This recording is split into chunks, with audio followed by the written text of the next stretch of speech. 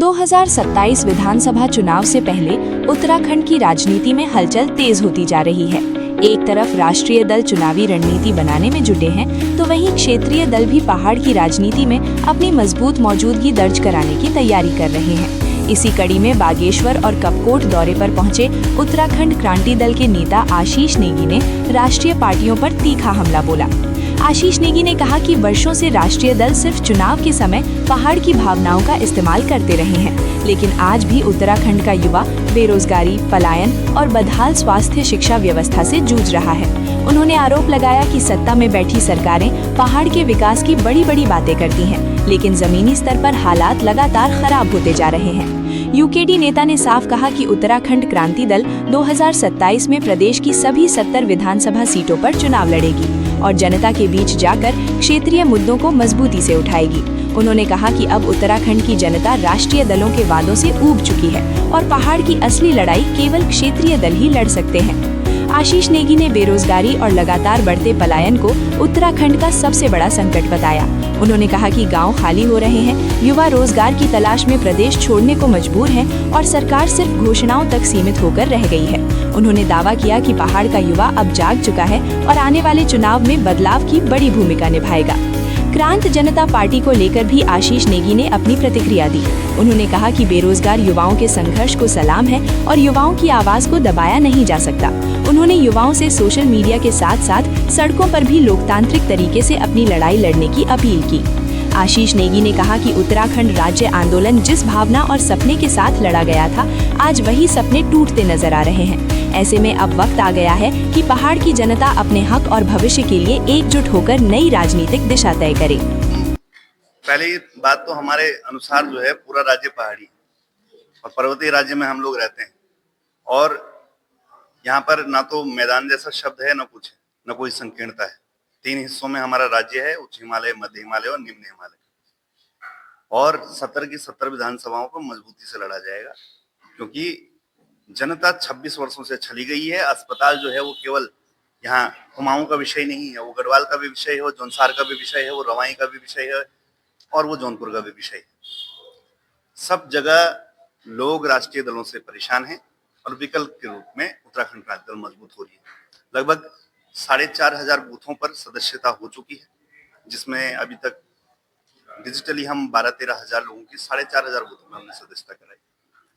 मैं ये मानता हूं कि हर चिंगारी को समय देना चाहिए, वो उसका अधिकार है।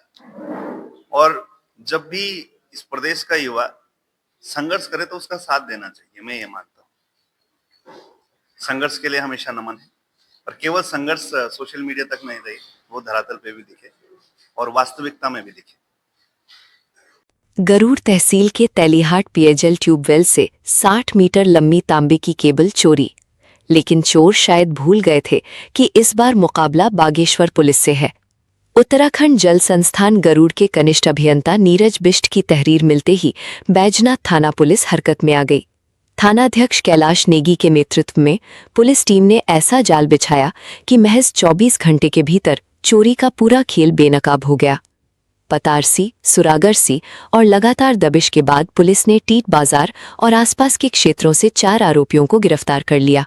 इतना ही नहीं, आरोपियों के कब्जे से चोरी की गई पूरी 60 मीटर तांबे की केबल भी बरामद कर ली गई, जिसकी कीमत करीब 30,000 रुपये बताई जा रही है। गिरफ्तार आरोपियों में कुबेर परिहार, सूरज थापा, अभिषेक खड़का और नन्हे शाह शामिल हैं। पुलिस ने मामले में धारा 317(2)/3/5 BNS की बढ़ोतरी करते हुए अभियोग का सफल अनावरण कर दिया है।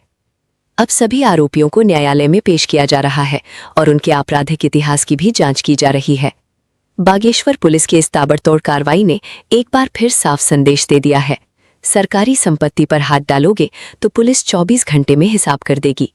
कानून से बचना अब आसान नहीं, क्योंकि बागेश्वर पुलिस अलर्ट मोड में है। जल संस्थान की एक ट्यूबवेल थी, जिसका जो तांबा है उसका वायर था, केबल, वो चोरी कर ली। लगभग 10 किलो है, तो उसको कुछ अज्ञात लोगों ने चोरी किया था। इसमें बैजनाथ थाने में मुकदमा भी पंजीकृत किया गया था। फिर पुलिस मुख्यालय द्वारा चलाए गए ऑपरेशन प्रहार के तहत हमने इसमें त्वरित कार्रवाई करते हुए जो चोर थे उनको पकड़ लिया है और उन्होंने जिसको बेची थी ये वो भी पकड़ लिया है और उसमें BNS 317(2) की बढ़ोतरी भी की है धारा की। और इसी संबंध में जो क्योंकि जन आक्रोश भी था लोगों में, तो उनको एक अच्छा मैसेज भी दिया है ताकि कोई चोरी ना करे और जो सार्वजनिक संपत्ति है उसका कोई नुकसान ना पहुंचाए। तो सर पहले का भी कोई ये थी? जनधारा उत्तराखंड, पहाड़ की आवाज, जनता की धार। हमारा उद्देश्य है बिगड़ी हुई सामाजिक परिस्थितियों को पटरी पर लाना और हर पहाड़ी की बात को जन जन तक पहुंचाना। ये सिर्फ एक न्यूज चैनल नहीं, बल्कि आपकी आवाज है, आपकी हिम्मत, हमारा हौसला है। तो हमारे इस जन जागरण अभियान से जुड़िए, लाइक करें, सब्सक्राइब करें, कमेंट करें और अगर पसंद आए तो शेयर जरूर करें, क्योंकि जनधारा उत्तराखंड, जनता की बात।